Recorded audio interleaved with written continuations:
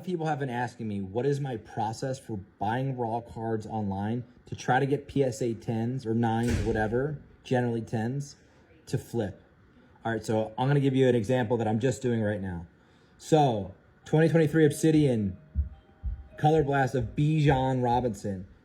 It's bidding at 400 right now. So this is a card that'll probably end, I don't even know what. It could end from anywhere from here to 600.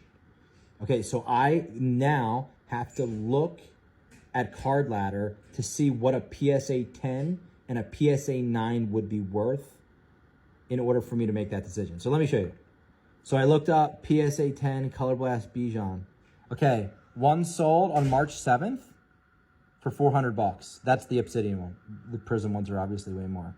One sold raw for 267. So right away I'm thinking this is not fucking good because one sold for raw. I'm generally not trying to pay way over comps for a raw card like that, if that makes sense.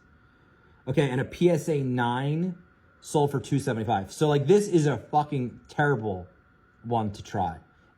To be honest, this is not the norm. The norm is usually, this is how it goes. So raw, let's say an average raw card, let's say it's an Ant Edward Silver. Let's say an average raw card for his is going at like 300 and a PSA 9 is 400. Okay? If the whole internet thinks it's a 10, it'll be bidding a little bit over comps, maybe like 400 to 500 when its comp is 300. That means the whole internet thinks it's a 10. And in my experience, when the whole internet thinks it's 10, it's usually a fucking 10. Like I would say 80% of the time, something like that.